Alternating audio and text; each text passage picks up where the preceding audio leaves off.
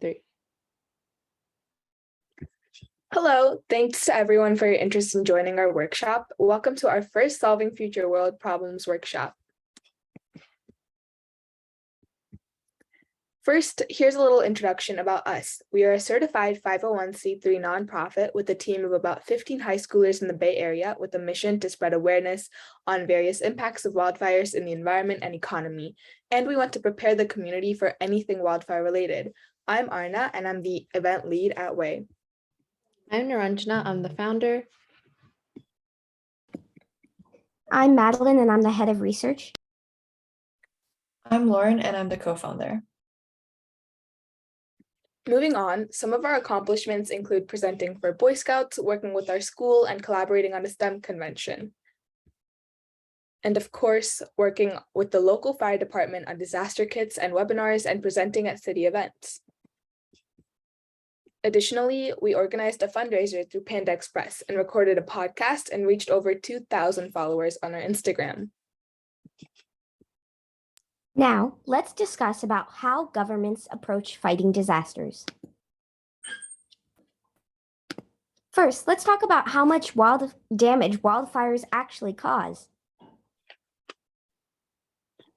In 2021 alone, about 2.5 million acres of land burnt in California.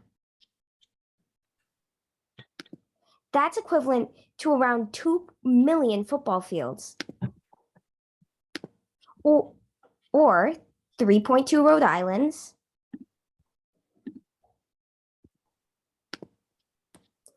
Now, let's talk about what governments can do to prevent wildfires from happening and creating huge negative impacts in the first place. The first thing governments can do is invest in AI. Governments can invest into artificial intelligence research projects that help with detecting wildfires. But first, let's talk about what artificial intelligence is. AI is the ability for a computer to learn like a human and make predictions based on previous data.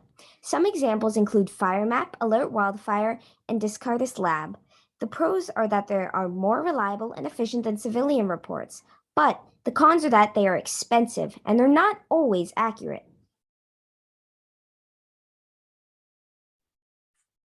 Governments can also use wildfire risk scores and have every individual household work towards lowering their wildfire risk score.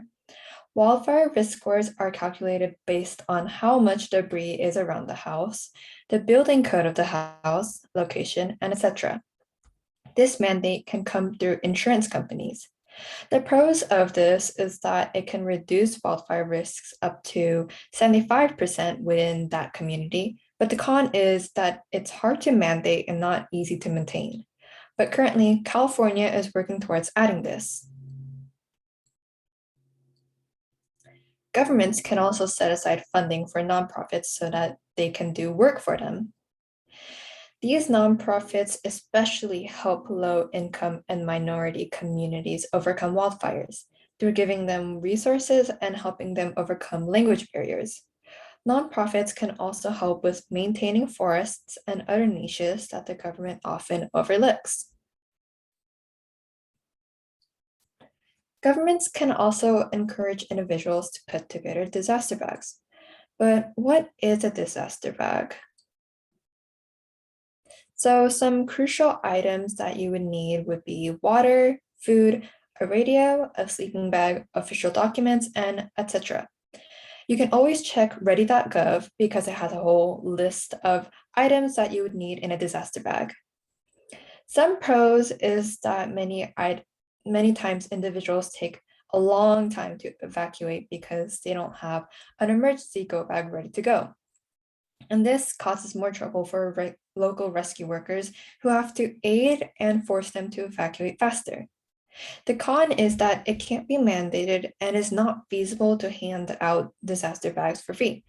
Many times individuals have the items they need, but it is hard to make sure each household has one prepared. Governments can also put in legislation.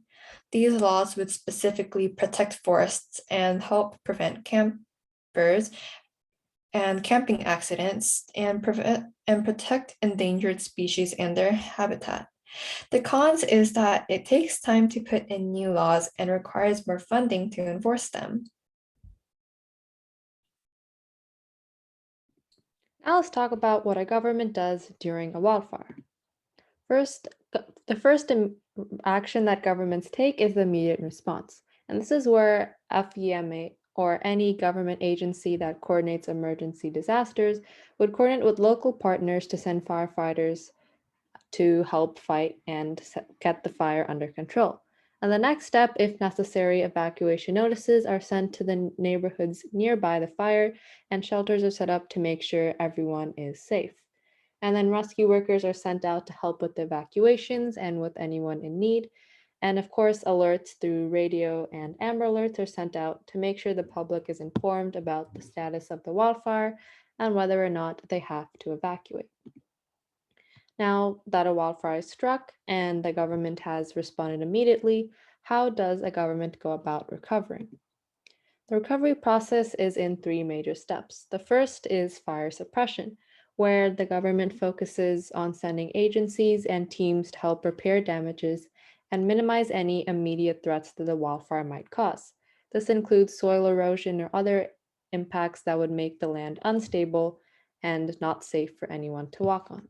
Second step would be making the area safe again, and this is where the BAER team conducts an assessment to identify any short-term or long-term threats in the area that the wildfire could have inadvertently caused.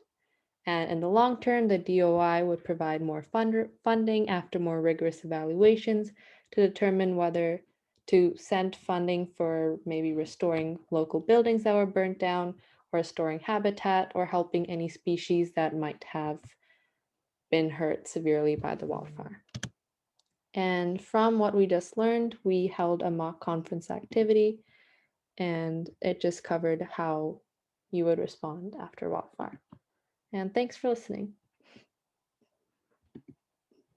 Okay, I think that was good enough.